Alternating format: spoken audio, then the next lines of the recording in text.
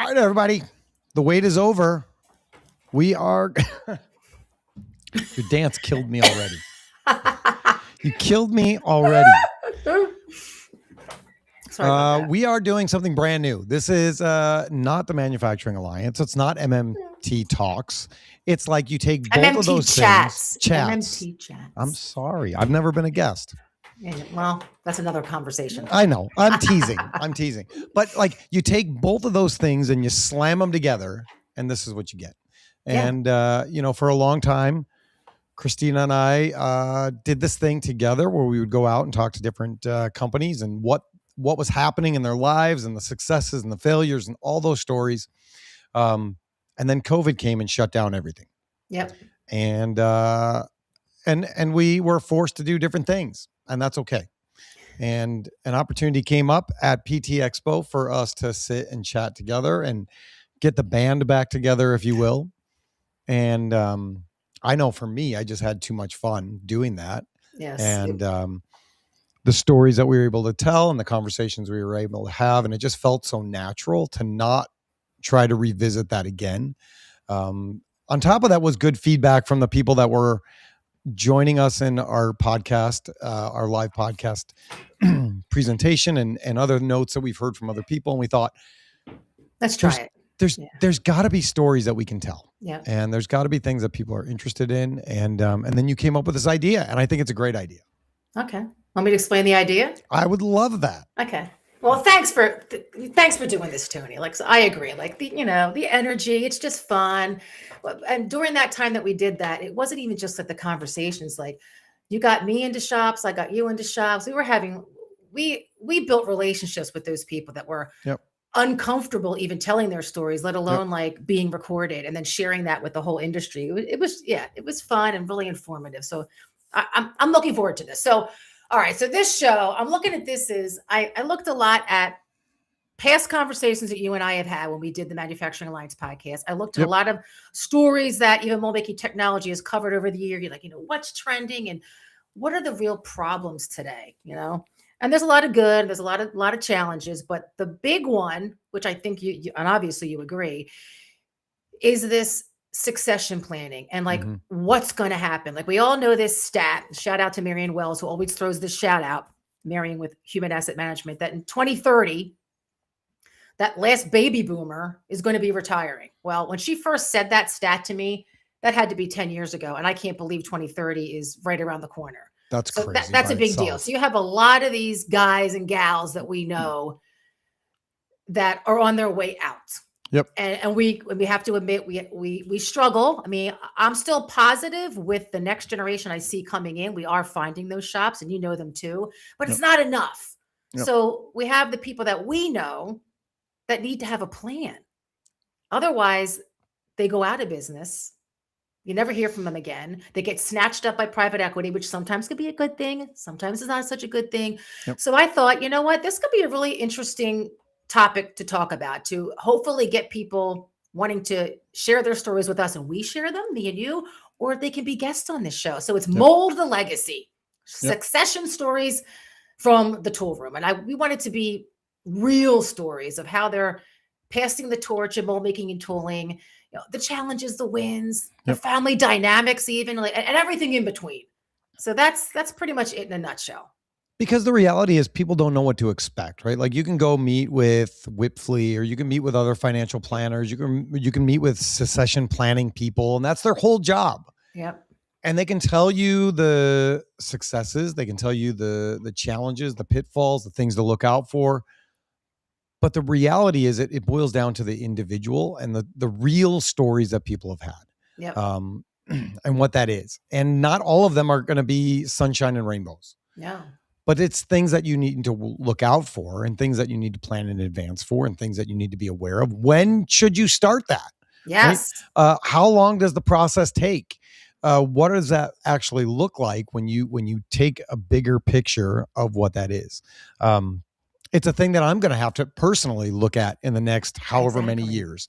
And so it's a really applicable and timely conversation because we're seeing it all the time, whether you go to the AMBA conference or you're at PT Expo or you're at wherever it is, you're hearing of different companies buying, different companies selling, different companies disappearing, Yeah. all the things that you mentioned, right?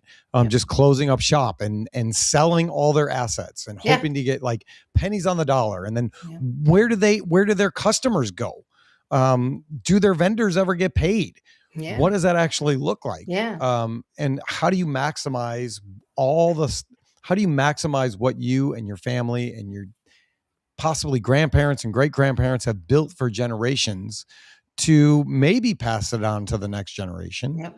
or do something else with it? And so, you and I talked like, let's do something. And then you said it can't conflict with MMT. It can't conflict with what you're doing, but these are stories that need to be told and people that need to hear them. Yep. Agreed. Well said. So anybody that's out there listening, and I guess we can push this afterwards too. Like we want to hear from you. I mean, I could go down, which I'm not going to do. I could go down and name people that we have covered that have gone through the process, right? And there's actually been other ones that, and even ones that haven't ended so well. But I don't want to do that. We want to hear from people that are willing to share their story. So just reach out to Tony or I so we can, I don't know. People need to hear it so they know that it's going to be okay. And like you said, it's all in that planning too. And I'm a planner. So if you haven't started, you should start. And I'm not a planner. So like these are those things that kind of like creep up on me. Before you know it, like 5 years has gone by. And if you haven't at least started thinking about the thing is there before you know it. Yeah. So let's have the conversations. Let's see what the options are, whether that's employee owned, whether that's selling it, whether or not that is passing it on to the next generation and what that looks like. Is it a sale? Is it a handover?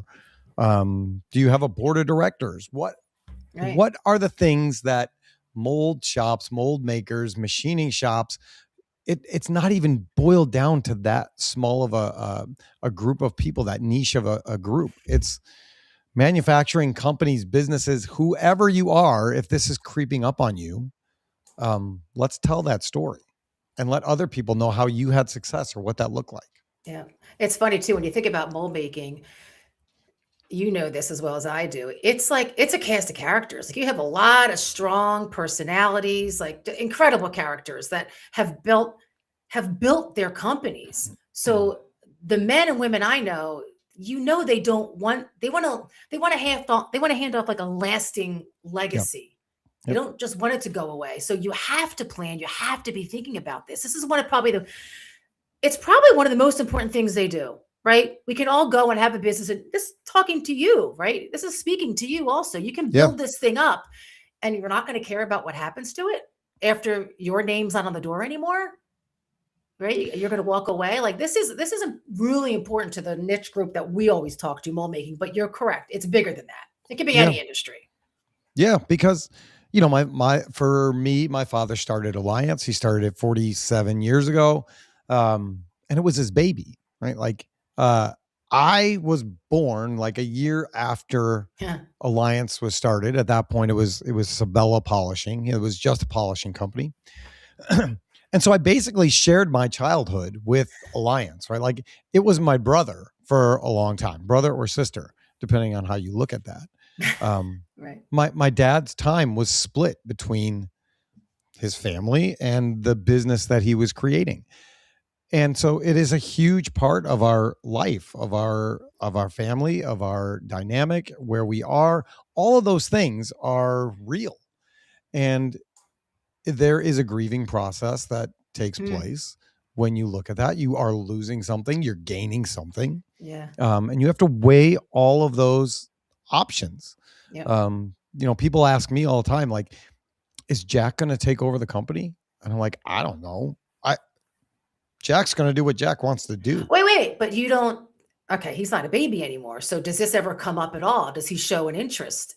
Yeah, we have conversations. I mean, he's 19 years old. He goes to Illinois Wesleyan. He's going to school for sales and marketing and business.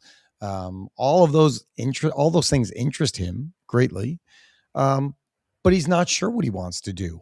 I mean, there are so many options out there for him, and he's going to be good at whatever he decides to do.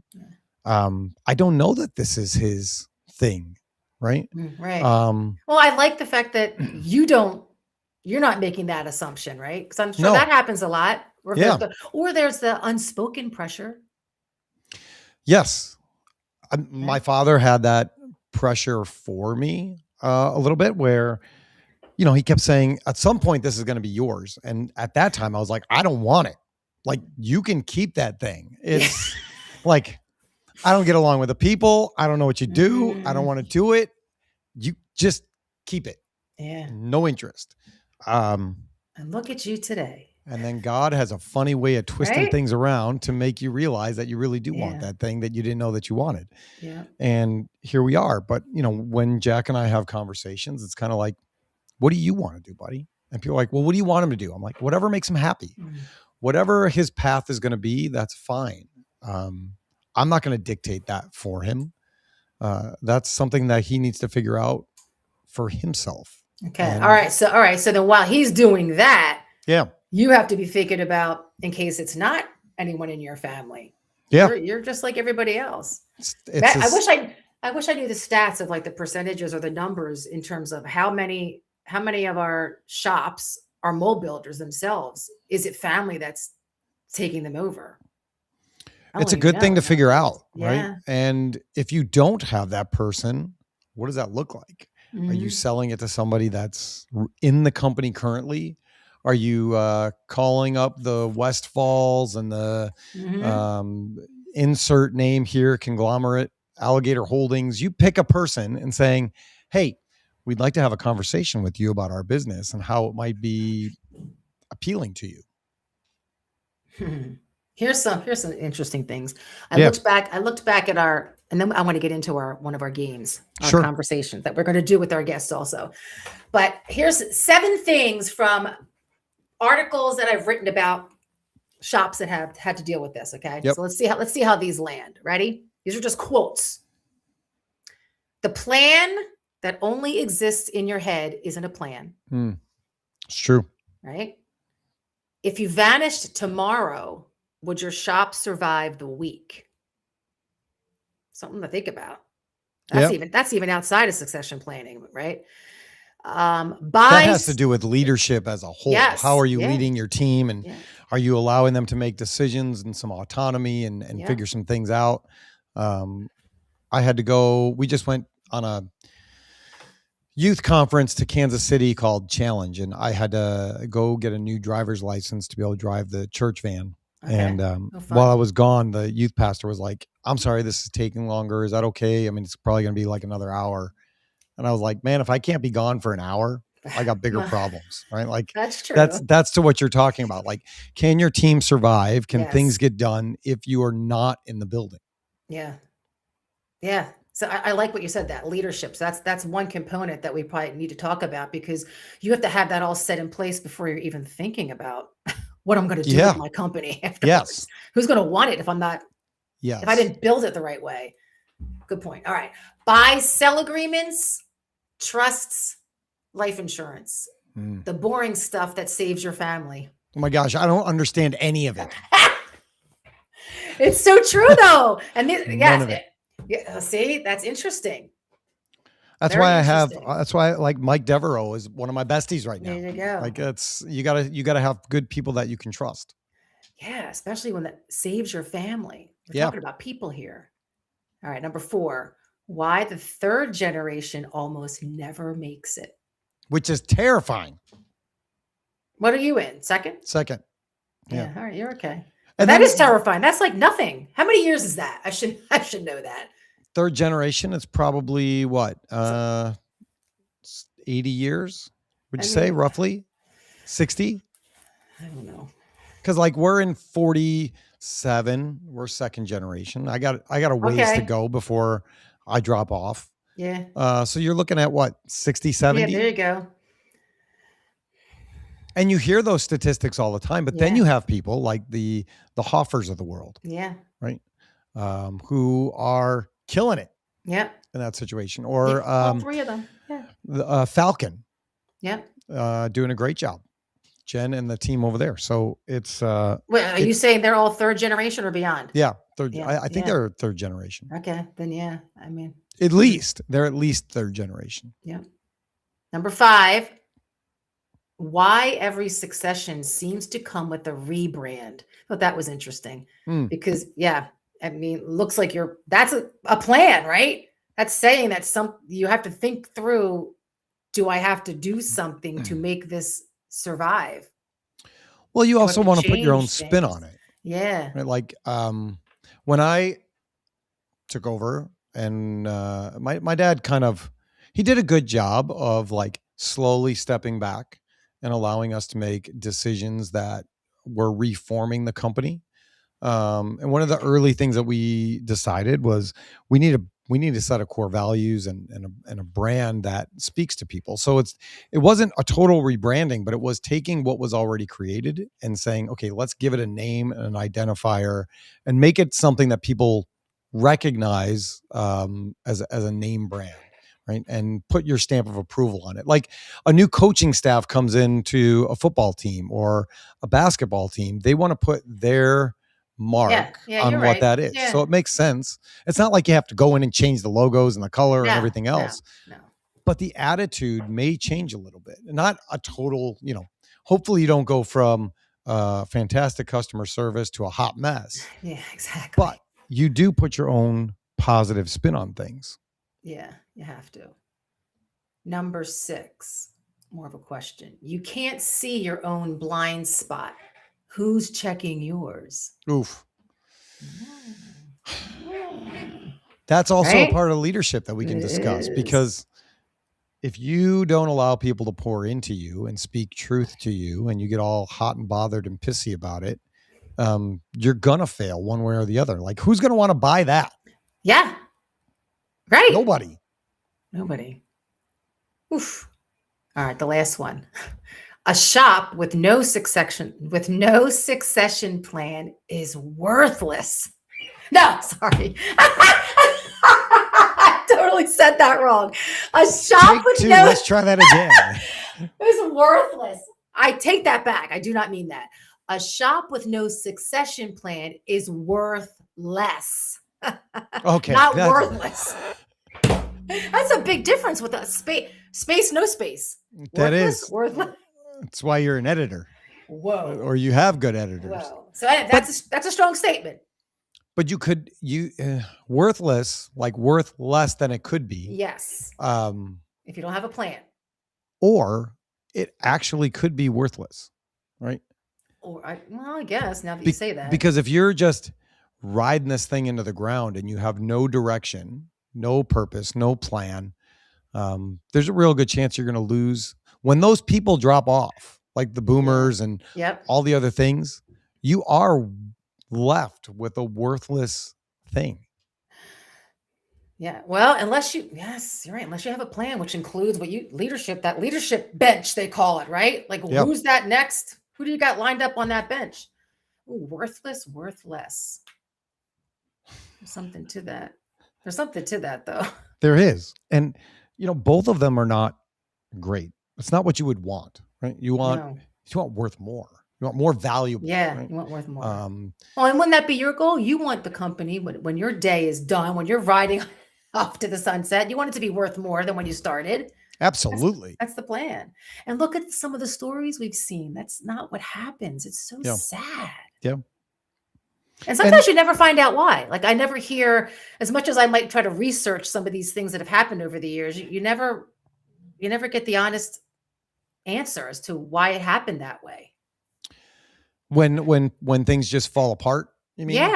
Yeah. Or a shop just closes up. That's it. I think you can't get an honest answer because they don't know what to tell you. Like, what's somebody gonna say? I just stopped caring. I couldn't get work in the door. My people left me. I think in a time like that, if everything just goes belly up and you just end up closing, I think the first thing that you have to look at it and say, I failed at that point, right? Like when we had before I did this in my previous life, Kelly and I had a graphic design and marketing company. And man, we tried keeping that thing alive. It was like, it was Right. on life support for a long time. And we ended up putting our family in a pickle, bad situation because, it got harder and harder to find work. We were doing good work, but it got harder and harder to find work for whatever reason. People doing it themselves, people Yeah. sending it off That was to back Asia. then. Yeah. I mean, it's Yeah. all the same stuff. Yeah. People using online sources, whether it's like, $99 logos or whatever it was, right? Like, it doesn't matter what industry Mm. you have the same challenges and you have the same problems. And we fought that for a long time to navigate what we were going to do and how to get out of that thing. Um, and it's hard. We eventually closed the business. Many people have heard that story, but we eventually closed the business so that I could go to Alliance and she went to work in our church. But we have to recognize it that we failed. And like, that's a failed Yeah. situation. It didn't go well. It's not a happy thing to talk about. The situation that came about from it is a happy situation. Yeah. We're better off, but you do have to have the humility if you're going to share the story and say, this is why it didn't work. Yeah. Like, I wasn't good at going out and getting customers. I wasn't good at tracking my hours. I wasn't good at billing. I wasn't good at. There's the no plan Tony. There's the no plan Yes. Tony. So Kelly had to do Yes. all that. But you can't do that by Yes. yourself. Yeah. It can be very difficult. And so, when you ask somebody like, why didn't it work? It's easier to say we lost some customers or whatever, right? Yes. It's a different thing to look yourself in the mirror and say, I didn't do these things well. And in this stage of my life, I'm trying to do things better, right? Like, recognizing those things, keeping track of time is so important when you build your time, Yeah. right? Like, It's like, I mean, I was good at doing the work. I Mhm. wasn't good at being organized. And that caused a lot of issues in the business and in my life with I'm my wife, sure. who's my partner, Right. and other areas. And so now in like business 2.0 of Alliance, I recognize how important job numbers are and timesheets are and accurate accounting and just knowing what's happening in the business at all times. But the reason that people aren't going to tell you this wasn't a successful closing is because they have to admit that. They have Yeah. to admit their Yeah. faults or their And a lot of times, I think if they were people, if they were willing to do that in the first place, they would listen to the people around them Yes. that would say, hey, you've got a couple of blind spots here based on what you said before, right? You've got a couple of blind spots here. Maybe we should address those. Yeah. And you have to be willing to listen to those people. Yes. I was going to say, because if you, looking back, what I'm surprised it was, although it doesn't come naturally to everybody, knowing thyself, what you're not good at, then find the person, surround yourself with good people. Yep. Find the person that can be, strong where you're weak. I mean, that's a company, right? Mm-hmm. That's a shop. You can't do it all. The shops that have that one person doing everything, well, you can't do everything well. Not at all. No. So you're right. They have to admit what they're good at. And actually, you could also, on the flip side, you could be very good at things, but maybe in your role, you shouldn't be the one doing them. 100%. That's the other side. Delegate some things to other people. You need to concentrate on this. Yep. Yeah. Yep. Asking tough questions. That was one of the things when I was doing some research on our coverage, and I forget who the companies were. I think it was like Bales, when we covered Bales back in like 2012. And I think it was like a Burger and Brown more recently than that. Like I think they were the two that were saying they never wrote, because I think theirs was because of sudden changes, right? That's what triggered the succession plan. So when that happens, I know it's a different circumstance, but just knowing that can happen to any of us, you should be asking those questions or writing down what the founder, right, or your president actually wanted for the future of the company. Just like you would want your mom and dad, like, Mom, what do you want for your, I don't know, The things you even want to ask your parents about their life. How do you want to be buried, Mom? Yeah. What song do you want sung at mass, Mom? Like, you got to ask those things before they're gone. It's the same thing. So it's interesting that people go through, you don't think no one's going to pass away. And then all of a sudden, oh my gosh, we should have asked Dad that. Why did we never ask him that? They're all living forever. Because once they're gone, they're gone. Mm-hmm. I mean, you can't get those moments back. No. And it might not always be a family member that's the next in line either, right? In those situations. It's tough. All right. So of those 7 things, not that you're going to remember them all, did any of that, I'm trying to think if we could, did any one of them stand out to you? Like, yeah, let's talk about that one more in depth. And maybe they can kind of guide us into what people out there want to talk about. Does any of them trigger anything? Like, is it leadership? Is it when something happens suddenly? Is it the legal and financial side of things? What stood out to you? Honestly, I think it's a little bit of all of those, because all of those are hurdles that people in positions like mine are concerned about, and making sure that we do those things the right way. So when you brought this topic up as a thing, yeah, it spoke to me because these are all things that I need to be preparing for, which someone like me, it's not easy to do. Yeah. And just start thinking through options. What does that look like? How do you build that next level of leadership? Right. If you're going to sell your company to an outside company, somebody else, you're going to do things differently internally with the way you spend money, with the way you build things, with the way you do this or that. If you're going to sell it to a family member, you're also going to do things a little bit differently. And so it all matters. All the things matter. I don't think there was one thing on the list that you read that I didn't think was important. Got it. Then we're in trouble. There's a lot to talk about. There's the written plan, right? That beats any plan someone has in their head. Yep. There's how succession is going to be triggered, right? Whether it's a planned retirement or it's just this sudden loss. There's all the legal, financial, like all that stuff you said, I don't know what we're talking about, which I don't know that I do either. Buy, sell, trust, insurance, valuations, like all that stuff. The whole multi-generational thing is very, not that that's something I'm living with, but my Gardner Business Media has that. So it's interesting. That's interesting to me, is like how that all works, all those transitions, and statistically that gets harder and harder. And just family dynamics, period. Right. Yeah. And then there's, I guess, bringing in some like third party perspectives, because there are, like what you mentioned before, there are associations, there's like peer groups, right? Mm-hmm. There's even like specialized estate attorneys or the M&A consultants. They're all people that we could probably have one talk to too. So there's many ways to go about this, because I'm not the expert. You're not the expert, although you're living it. That's what your unique perspective is. So maybe the goal is I need to bring on some experts, and you're like, we're bouncing them off of someone like you who's got to live this. I think it's a combination of both of those, right? Like, again, I know what we did when we purchased the company from my father. Do I think that we did that flawlessly? No. Right. I think it worked, but I don't think we did it flawlessly. Because you get these like ambiguous things, right? Like, every month we'll still get a couple charges on a credit card from iTunes.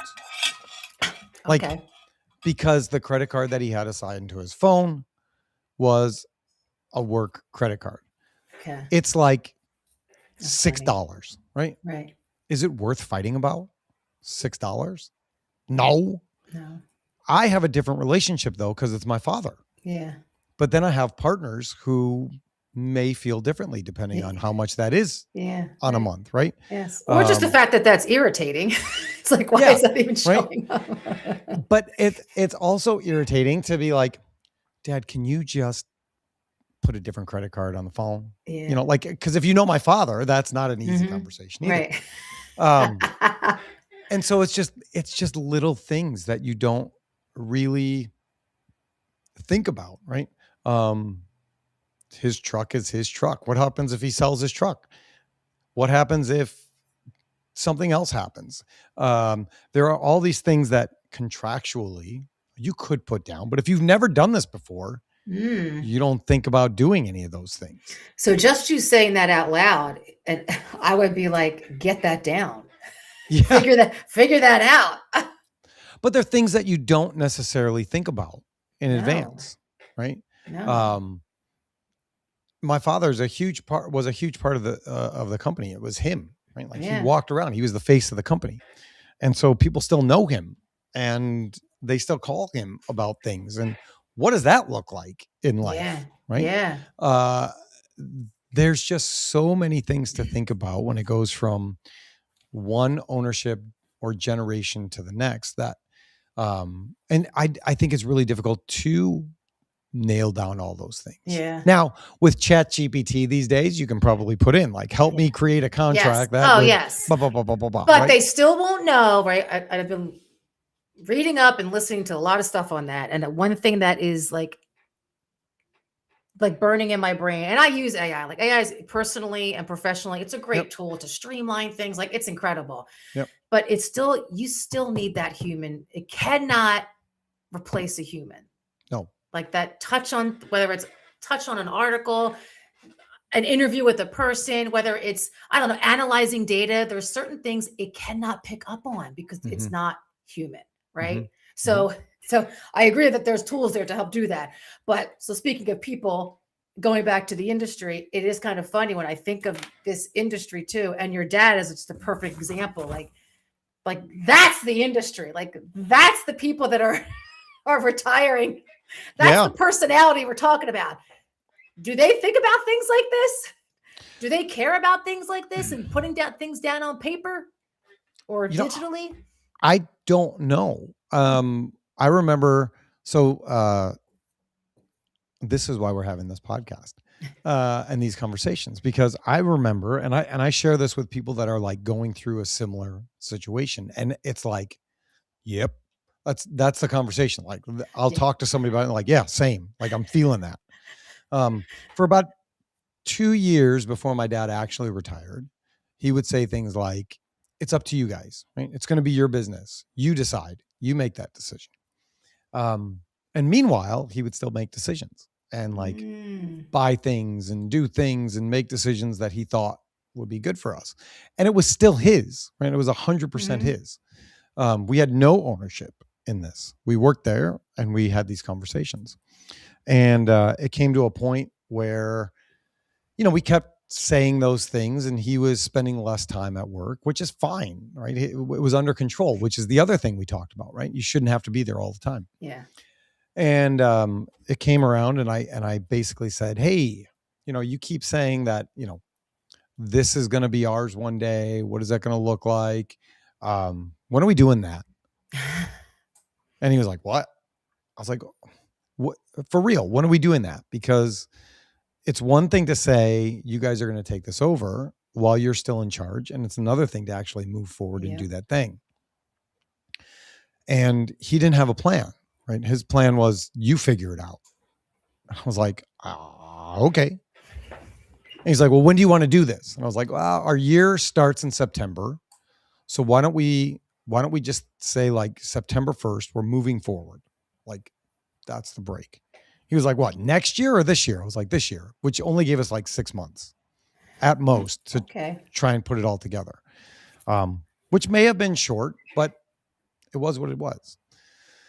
And so we worked with our accountant at the time to try and figure out what he wanted to do, because he had an idea of what he wanted to do. He just wasn't sure how to do it. And the other part was, I have 3 brothers. One of them was also in the business with me and 2 of them were not.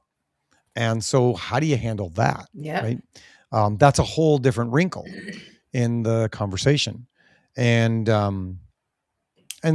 what we decided was, between my father, myself, my other brother, who was part of the company at the time, was that, my other brother shouldn't be a part of that transaction, because whether it's successful or it fails, it's not for them.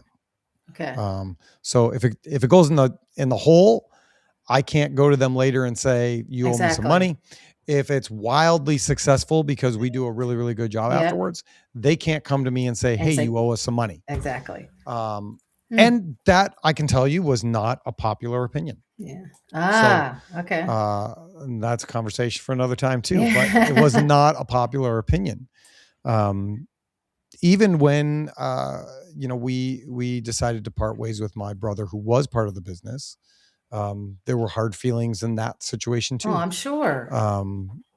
But that's why these things are important. Yeah. And that's why it's important to get, I mean, it's no different than my mom. My mom, my father passed away. My mom still is in the house that I grew up in. And my next younger sister lives with my mom. And my mom is always saying, oh, the house, I'll just leave it to Janet because my sister's there to take care of my mom. I'm like, Mom, you got to write that down. There's six of us. You don't know whenever this is going to happen, who's going to think they need or is going to need something. And that's going to be an argument. It's no different. Like, you have to get that stuff down. You can't assume the siblings are going to love each other through all of this. Right. And that we're going to be like, oh, here, Janet, you can have the house. You don't have to sell it and divide it evenly. Just take it. Right. Some might want it. I might be okay with that. The other 5 might not be. Yeah. So it's no different. Yeah. Or you look at it and you're like, okay, fine. You have the house, but what do I get? Right. Yeah. And it should never be that way, right? Death should never be that way. It's very, very, it's horrible. It's a horrible situation. Yeah. But greed gets the best of so many of us, and it affects our pride. And, for whatever reason, your sibling gets this and you didn't get this, you may feel like they were loved more than you were. And it becomes a hard thing when that's not the case. No. When it comes to a business, again, it's them looking at themselves too, because I don't know why your other brothers weren't involved. Can I assume it just wasn't something they were interested in? Yeah. And that's fine. That's okay. Yeah. But I know myself, I wouldn't expect anything from that then. Like, if that's not a world I wanted to enter into, then more power to you, Tony, is the way I know I would be, because otherwise your dad could have almost, forced them to be part of it. This is your life and you will take over my company. Okay. Right. So yeah. I don't know. And that's tough. It is. It's difficult conversations. And I think my dad, being my dad, he made unilateral decisions based on what he wanted to do. And this is another reason why we're saying you should have these conversations on the front side, not on the back side. Right? Because once the decisions are made and the things are done, there's no going back from that. Yeah. And so in order to prevent those sorts of hard feelings and situations, it's really good to start coming up with that plan and sitting down with the people in your family and what that looks like and say, hey, what do you guys think of this? This is my plan. What do you think? And of course, the owner gets the final say. Mm-hmm.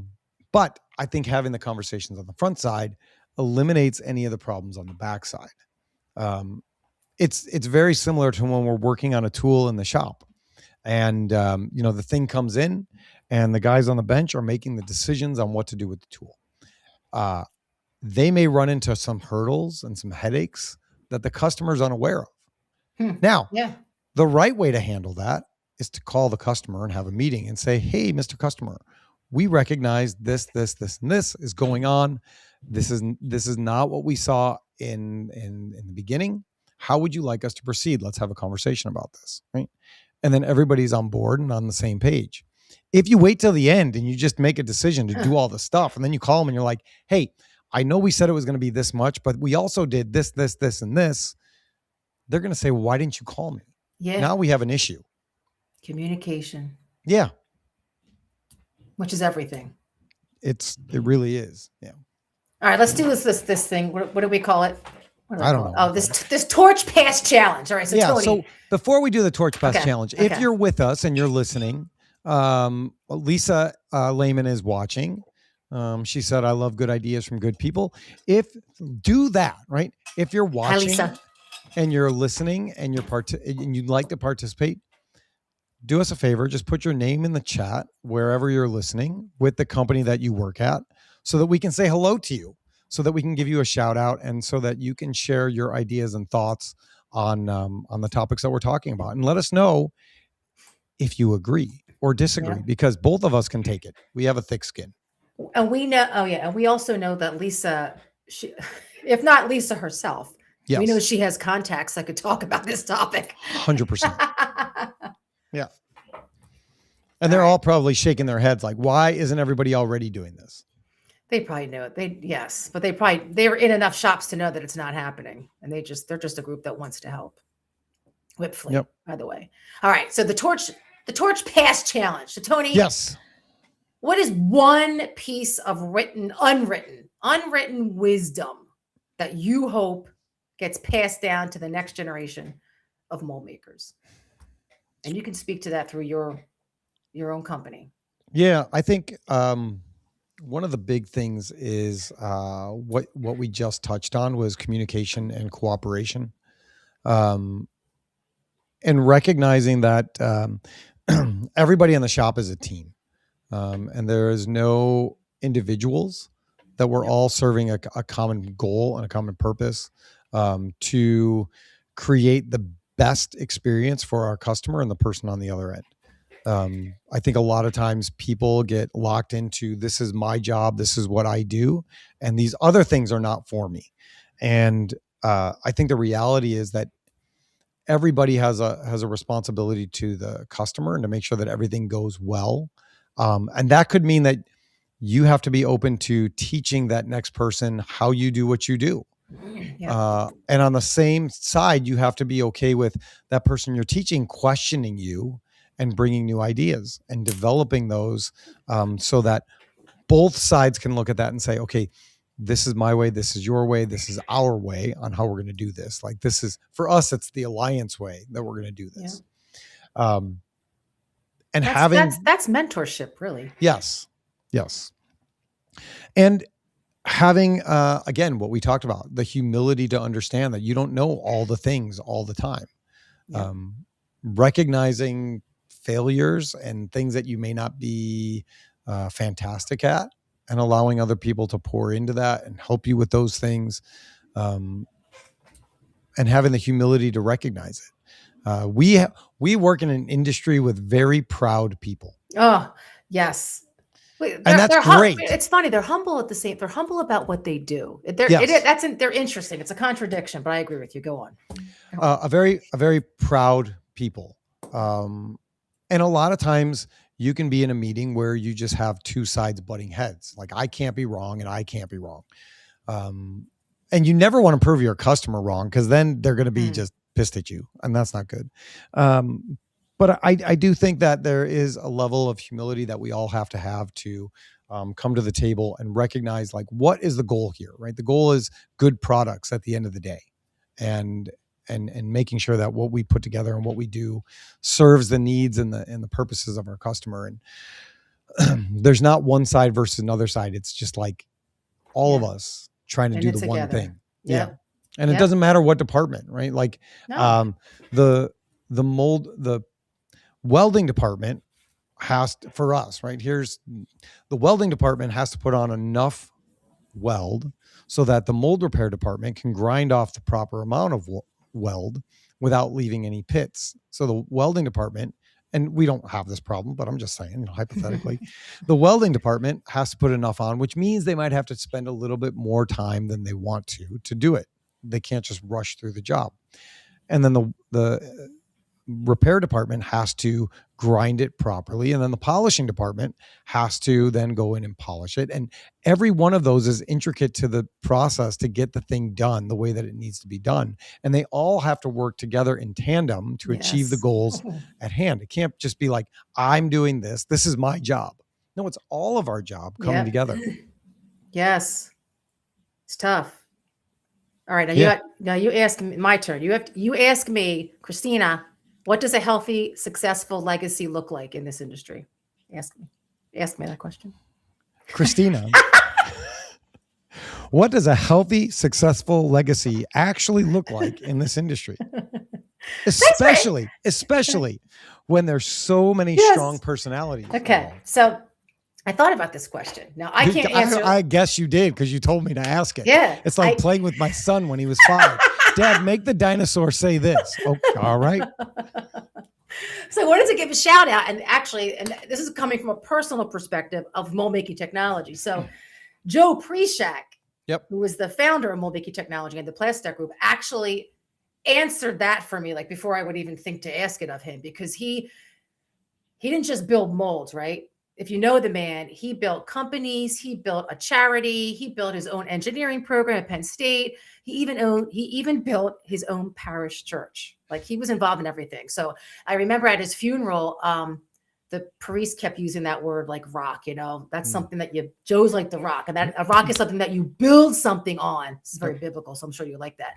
But if I were to say what his version as a mold maker of what a legacy, it wasn't about like staying in the room. Like if you look at mold making technology, he handed off, that was his baby. Mm-hmm. He handed that magazine off in 2004, right, to a bigger company, right, Gardner Business Media, when he realized he needed a bigger company, someone better than him, better at media to keep his baby growing than just building, and then he would go on building other things. So it's really, that's the model, kind of like legacy. It should be, or it probably is, measured by what other people go on to build with what you gave them, not by how long like your name's on the door. Isn't that kind of good? Like that's great. How it's measured. So, and that's what you got to do, right? You're passing it on. So you got to, again, surround yourself with the right people and find those people that can do better than what you did. How's that? I think it's great. And again, you have to humble yourself to be able to do that. Yes. Right? Like, even in the story that you're talking about, you have to recognize there are people that can do this better than I can. And I have to let them in. Yes. That's a hard thing. That's hard in every aspect of your life. Mm-hmm. Because we're proud. Too proud. Yes. That's a sin, Pride. That's the basis of all sin. It's pride. Everything's pride. Right? That and selfishness. Well, that's pride. Yeah. Right? And you don't even know you're being proud, quite frankly. That's tough. Anyway. You can go down a whole different route with that. We could go down a different route with that. But it is tied to it, though. Humility is something that you built when you think this is mine, this is mine, this is mine. It's going to go on forever. No, it's not. I know you're not. What are you going to do about it? Have a plan. Have a plan. Yeah. So would you say that would be the thing that, you're in more shops and conferences and trade shows than most people, right? Okay. I think that's a fair statement. Okay. Is that the piece of unwritten advice that you give? Wisdom? Oh, what would I say to that? The plan, because that would be coming from me as Christina, but I am such a planner, but I don't know in succession planning. I got to think about that one. I didn't prepare for that one, Tony. That's too big of a statement to say lightly. That seems obvious to me, I guess, because that's the way I am. Like, I guess it still shocks me that people don't have a plan for this. Because you know what my nickname is in my family? No. Okay. And nobody called me this, but my nickname is worst case scenario. That's who I am. So I'm always planning for the worst case scenario. So the fact that somebody could possibly die and something could happen to my company, don't worry, that would be planned for. Now, how many levels is this plan? Like, if one goes wrong, there's how many afterwards? That's pretty bad. That's gonna be a whole other conversation. Because you're right, that can take me down places I don't want to go. Like how many external hard drives do you have? Yeah, 3. Yeah. One's in a safe, and that safe is in a safe, and that's okay. I'm kidding. You're like a Russian nesting down. Yeah, exactly. And that comes down to trust. Like, I don't trust things. And at a certain point, it's like, let it go. Like, what's the worst that can happen, right? But yeah, I don't know. So that's hard for me. So I guess I'll stick with that then. I guess it would be my unwritten is write something down, have a plan. You have to have the plan. And in order to do that, you have to get out of just working in your business and work on your business, right? Yes. That's the other one that's hard. You get stuck in the day-to-day stuff and putting out fires all the time that you forget to do the planning for the future. Yes. And that's the same thing. Well, isn't that the same in life? Yes. Like, I'm still shocked, and I don't know where you fall in this. I'm shocked about people I meet that don't invest. I'm shocked at people that don't think about life insurance. I'm shocked about people like in the special needs community that don't have special needs trust. Some of these things but that's all the planner in me for the worst case scenario. Just in case, get that. Even though you might never need it, but get it. Yep. And they're all real, right? Mm-hmm. And it doesn't get less if you're talking about your personal life or a business. No. And if you actually care about the people that you have working with you and for you, it actually escalates even more, because you're not only talking about your life, you're talking about, in our case, the 60 individuals that also work for us. Yes. That's a lot of responsibility. That's a lot of to carry. And yes, some people may not care, right? Yeah. They may be in it for themselves and they may not really care about what that looks like for not only the next generation, but employees that they have. Yeah. And that's a scary thing too. It is. I just thought of another unwritten piece of advice tied back to Joe Prishak. Go.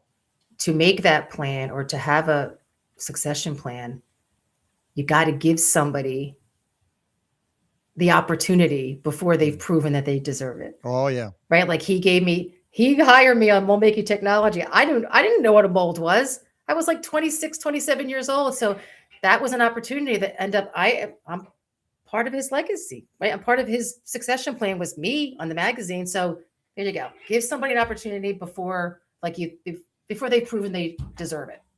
And you never know. Simon Sinek says, you know how you can trust somebody? Yeah. Trust them. Oh, yes, that is true. Because they're either going to rise or they're going to fail. Yes. But I mean, how many tests can you put somebody through before you trust them? Yeah. You just gotta. It'll never stop. You got to hand off a little, and I'm not saying you give them the whole company, but you give them a little bit of trust. Let them go do a thing. And then from there, the thing grows, right? Yeah. It starts out as a small task that you allow somebody to do. And then that task becomes another task, and that task becomes another task.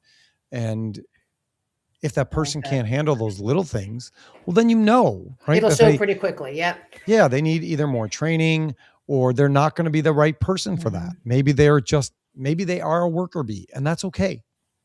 Yeah, it's true. Yeah. Is there anybody listening that is from somewhere we know? A shop?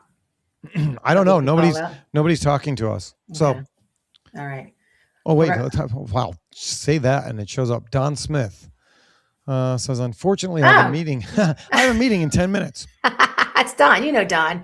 However, I can share my experience in transitioning a mold shop to private equity, the pros and cons at a future time.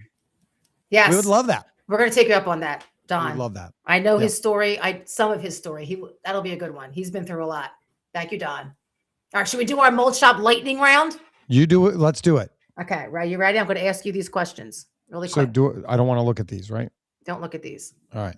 Well, I guess you can look at them. Did you write down answers? These are just supposed to be on the fly. You love these. You like this stuff. You know I didn't write down answers. I know. Exactly. All right. Ready? Best trade show story that still makes you laugh.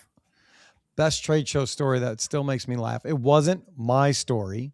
It's my father. It happened at PT Expo. I believe it was PT Expo. My dad used to just walk around with a wad of cash because he knew that he could just buy people doing things for him, whether that was, the riggers or whatever. Right. Okay. So, cash wins. Right. So he would just walk around with a wad of cash and pay people to do the things that he needed them to do. And also, if you know my father, it's no surprise that he lost it. He left it somewhere. And the next day he was walking around the trade show asking people, have you seen a wad of cash? And And everybody thought he was ridiculous like Yeah. that. Like nobody's going to turn that in. And he was like, I think people will turn that in. I'm going to keep looking. And so he kept looking, and he went to the Lost and Found and told them, I'm looking for a wad of cash. And somebody actually turned it in. Wow. And he walked out with his wad of cash. No, but somebody didn't leave their name. No. So your dad could have given him some money for that's hilarious. Yeah. Yeah. He just that about sums him up. I would have considered it lost. I think I would have not even looked. I would have been Me neither. People suck. There's no way I'm getting this money back. No way. Exactly. Yeah. Nope. The only thing I could think of, it must have been a lot that somebody was like, is there cameras? Am I on candid camera? Maybe I need to hand this in. They're going to arrest me if I walk out of here. Right? Yeah. It was a solid amount. $20. Yeah. Because, we would go to those trade shows and have a lot of crap with us. So, if you want that stuff moved and you want it done in a timely fashion, you need to be able to say thank you. You pay. I would say I don't have a particular story, but I will. Just funny memories are the early days of the MoldMaking Expo. We would have those casino night parties. Oh yeah. And like back in the day, like the men that I started to know in the industry, seeing them at that party dancing to like 80s music and like jumping on casino tables because they were excited about winning with fake money is just some of the best memories. Like I would never picture some of these guys dancing with each other on the dance floor. Okay. I love that, but it was so strange. All right. I think some of the best memories I have at those trade shows are not at the trade show. They're when everybody decides to build relationships and go out afterwards and go to dinner and tell stories and when you're winding down. Think of any time that you're with Scott Smith and it's a memorable, funny experience, right? Yes. So, all of those things add up and they matter.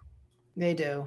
And I'm glad that all happened to me when I was younger because after a trade show, I'm pretty much going back to the room and going to bed. Yes. Nowadays, right? Yes. It's like, all right. Number 2, old school mold maker versus new school. Who wins in a personality contest? When you say personality, what does that mean? I don't know. Like their attitude on the shop floor. I think if you were going to make a TV show, okay, I like this. You would want I think the old school mold maker would be an at-home favorite. Yes. Because of the over-the-top personality that a lot of them have. This should be a TV show. It should be. It should be. I'll tell you. We need to make that happen. For a long time, I wanted to do a TV show inside of Alliance that was a combination of How Is It Made, Orange County Choppers, and Duck Dynasty. Yeah, there you go. And, yes. I think it would be a huge hit. I think it would be too. There's just personalities alone. You're right. But then the other side of it is everybody on your team has to be okay with being made into a character. Yeah. Because that's really what's going to happen. Oh, yes. Exaggerated character. Yeah, totally exaggerated characters. But even in our shop, the guys who are 40 to, 60, the guys that are 40 to 60 also have the most character. Like they're the people that stand out the most. Interesting. I think the younger generation, they have good personalities. They have good personalities, but it's not a character. You know what I'm saying? Got it. Oh yeah. Oh yes. Well, maybe no. That's interesting. I have to think about that. They might have to be characters in a different way though, because there's such a, like you have the veteran guys with all the experience. They're like, you won't believe this job I had, or that, we used to do it this way.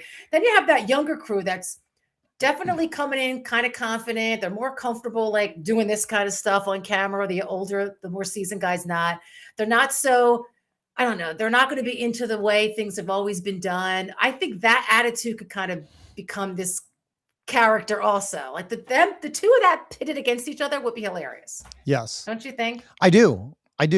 I think that the old school guys um, would definitely offend the new school guys. Oh yes. I mean, if Oh if it's a yes. battle in that regard, no Yeah. contest, No contest. No no contest. contest. Um, No contest. Oh, I could see the younger guys and gals using technology to make fun of the more seasoned guys, oh like yeah, capturing them, and they would have no idea. They would have no idea what's going on.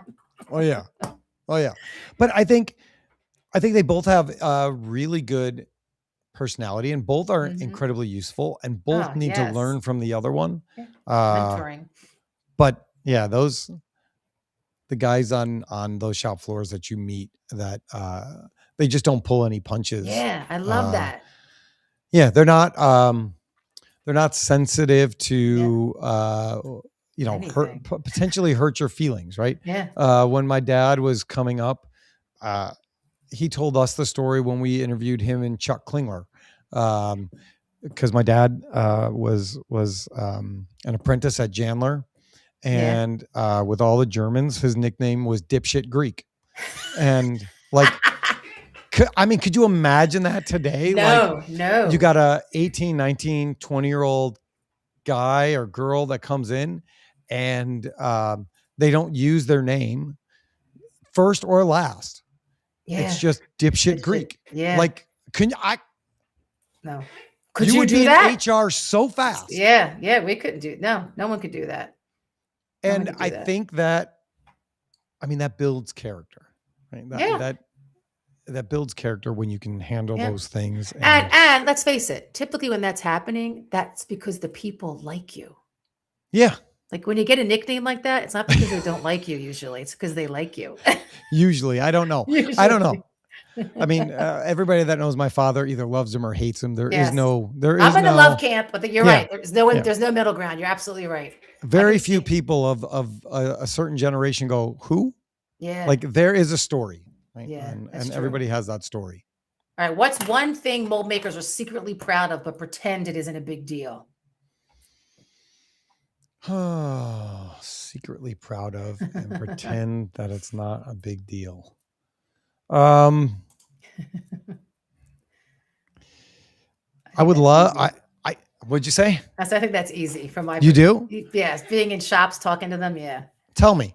I just think it's when they're talking about something that they've done, like a project or a job, they will downplay it, right? Like, oh yeah, we just figured it out. But then you ask like one follow-up question, and like you get like the full play-by-play, because they want to talk about it. Yep. And tell you how incredibly complex or the job was. But initially it's like, hey, we just figured it out.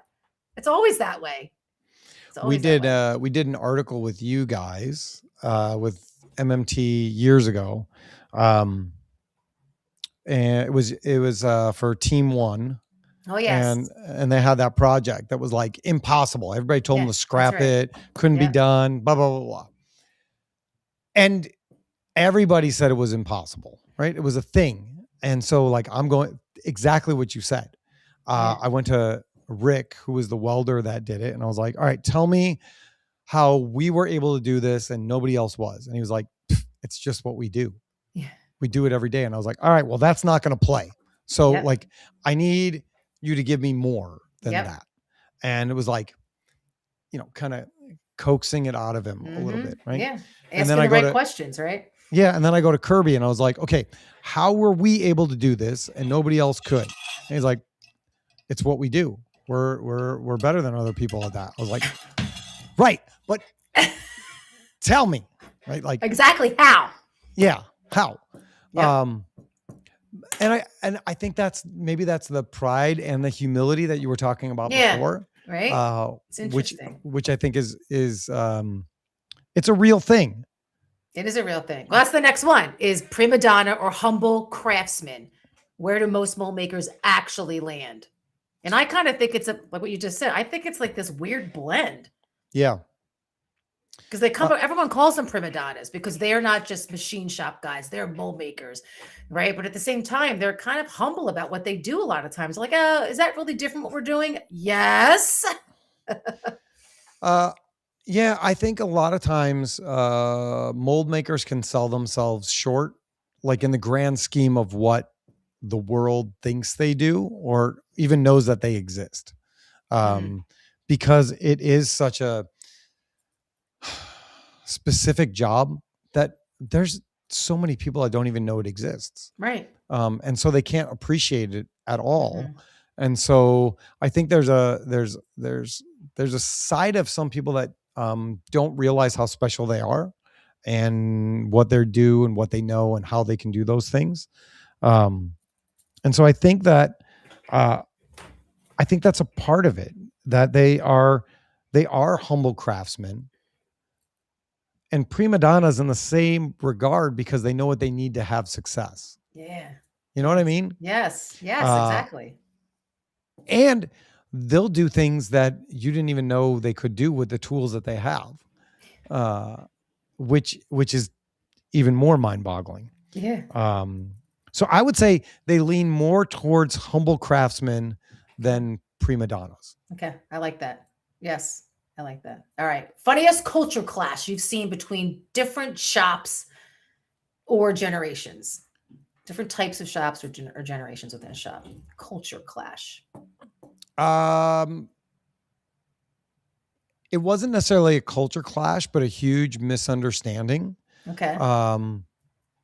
A lot of what we do is plastic injection mold polishing. And so we have different standards for our polishing than the rest of the world, right? Okay. And so when you tell us that you want an A2 diamond, we know what an A2 diamond is.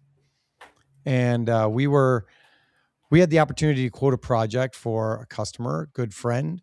And he called me and he said, "Are you trying to freaking give me a heart attack?" I was like, first of all, hi. Second of all, no, I don't know what you're talking about. He's like, "I got that quote over from you guys for the A2 diamond. You almost killed me. I can't believe it's that expensive." I was like, "Hold on. Let me go get Kirby." So I went and got Kirby and we started the conversation, and it was like, "What's going on here?" Like, it was Larry Patton from, formerly from Dramco. Yep. So you know the attitude there, right? Yes, I do. Biker Larry, love Larry. And he's like, "All we're asking for is an A2 diamond. It shouldn't be that big of a deal." And Kirby's like, "Well, do you like an A2 diamond is not anything to laugh at. We got to take out all the EDM. We got to make sure that it's, all the stuff, right?" He's breaking it down. And Larry's like, "No, leave the EDM. Like, it's fine. I just want to," like, Kirby's like, "That's a BS diamond. Like, you just want to check." So like that discrepancy was so huge. Yes. That, what one person says is something completely different to somebody else. Wow. And it goes back to the thing we talked about before in communication and making sure that communication is buttoned down, right? But that was, this culture says it's this culture says it's that. But he would have gotten better than he thought he needed, right? In that instance. Yeah. Yes. So he didn't know what he was paying for. Or he wasn't going to pay for it. That was the problem. That's wow. Again, that's upfront communication. Yeah. You're right. And once we had a phone call conversation and discussed what each person was talking about, we've been able to do a lot of great work with them since. But that was a huge difference of opinion in what that looked like. Here's one funny thing I encounter going into some shops too. There are still shops, maybe, I don't know if you're one of them. There are the shops that still run on like the paper travelers, right? Yep. And then there's the shops that like everything is tracked digitally on tablets or dashboards, but they'll both insist to the editor that their way is faster. It really is funny how and neither's wrong really, depending on how the rest of the shop is set up, like one, the paper way can work better. Essentially digital is not always the answer, even though I would push you got to change that. But it is kind of funny how they both think they're faster. And that, is that that's really a huge one. Yeah. That's a huge one. It's honestly something that we're looking at right now is redeveloping our entire internal process from timesheets and job tracking and travelers and all of that stuff. So we are actively Keep me in this posted on moment, that. working Yeah. through this. There you go. And again, to your point, you have people that go, it's working. Why are we going to Yeah. change this? It's pretty You gotta, fast. it's Right? not working. Mhm. It's not working. They Like think it nobody, is in the yeah, but you time. can't tell the difference between a 1, a 7, a 4, and a Right. 9. Oh, Like yeah. it doesn't work. Yeah. Gosh, when the humans involved in some things, right? It's funny. Yep. All right. Number 7. What would Okay. surprise outsiders most about the characters in this industry? And maybe we talked about that already, but I think what would surprise outsiders the most about the characters in this industry is how much they care that's about a what good they do. one. There is not a project that comes through the door that is just a throwaway. You know what I'm Yes. saying? Oh, yes. They And that deeply goes, care. Yes. yeah, that goes to the pride of the project and what they're working on at any given moment. Every part of it matters. The math, and I think Yeah, the other you're thing right. is, That's great. and this could sound bad, and I don't mean it to sound bad, the intelligence level. I think most people see a blue collar manufacturing shop guy with dirty hands and a big beard and think, Yeah. What does he know? what does he know? Right. But Meanwhile, they're working on SpaceX parts or parts for electric vehicle, like the meta. Oh gosh, like and the math and the equations and yes, the yes, algebra and the the geometry precision. Oh, yeah, and all of the things that they know is so high end that I don't think anybody would ever give them any credit for that until they actually saw it for themselves. you're right. That level of uh, expertise and intelligence and pride Yeah, is I love that. unmatched. It is. You're right, because these are you're talking about. They're sharp people. They're funny, occasionally stubborn, but you're right. They deeply care about precision. Yeah. And quite frankly, they're just far more opinionated about tooling than anything else, right? And about each other, probably. Like that, you nailed it. That is true. They are. And a lot of times when the grumpiness comes out, Yeah. it's not because they don't care enough. It's because they care too much. Yes. Yep. And they want it to be perfect. Yeah. And if it can't be, it upsets them. Yeah. That's a great way to end this first episode, because we just summed up the beauty of this industry, and we need these men and women to prepare to pass it on to the next generation or to the next whoever is going to take it over. It's important. We need this. We need this humility, this pride, this precision, this humor, this stubbornness. We need that to continue. Absolutely. And in order for that to happen, it can't just be private equity buying companies. It can't just be shops closing. Nope. It can't just be willy-nilly. There has to be a plan and a purpose going forward that preserves what this country has built as far as mold makers and molders and parts being made here in this country. Yep. For national security and for jobs, real good quality jobs that affects our products and the way that we do life. Yep. And if all of those things go away, we're going to be in a much worse position. Yep. As an entire race of human beings. And that's why this is so important. Yep. Because some people may just want to sell to the highest bidder, which could be Joe Blow private equity. Yep. And they're going to come in and some will do a good job.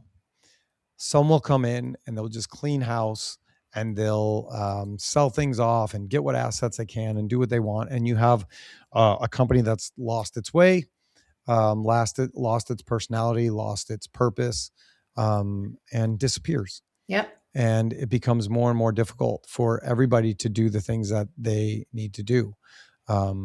As more shops close, more things go overseas.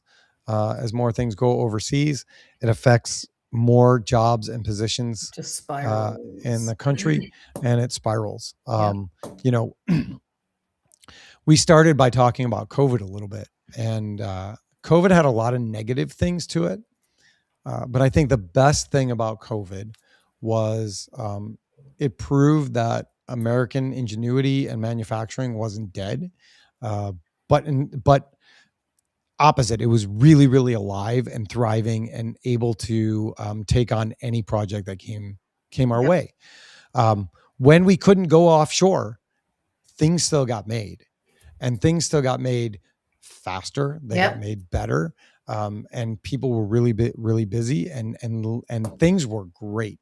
And then tie in the other thing we talked about, greed came back into the picture. And how quickly we forget too, right? Yes. And people said, remember when we used to get like about as good quality for way cheaper? Why don't we do that again? Yeah. And then we've lived through that shift again, right? Yeah. And to your point, we have very short memories, and that's why conversations like this are so important. They are. That's why this is called Mold the Legacy. Yes. That's what this is called. I think that's actually a perfect name. Yep. So let's do it. It's because you're a genius. You came up with it. Well, Claude did. I fed Claude, who's the AI, a lot of information to try to come up with the best name. And I really liked that one. So here's why I think you're funny. You said that we would be done in like 30 minutes. Overall length, 20 minutes for the episode. Is that what I said? Yeah. We are in an hour and 15. Oh my God, we're over an hour. Okay. But it's because it's good conversation, right? Okay. These are all really, really important things. And we want to hear from all of you. I mean, Scott Peters has been with us, watching, following along. One of the funniest events he ever saw at a trade show also involved my father. I know what that is, and I don't want to talk about it. So that's why I didn't ask any questions. Okay. Ooh, do I know that story? You might. Okay. I think it probably took place at Amerimold. That's for another time. Okay. But this is going to be a thing, I think, where people can find some tremendous value. And I think it would be good for us to talk to people that have had successful transitions and unsuccessful transitions, and what that's looked like. Because you can learn from people's failures and from people's successes, as long as you're willing to humble yourself and share those things with the people around you to make all of us better.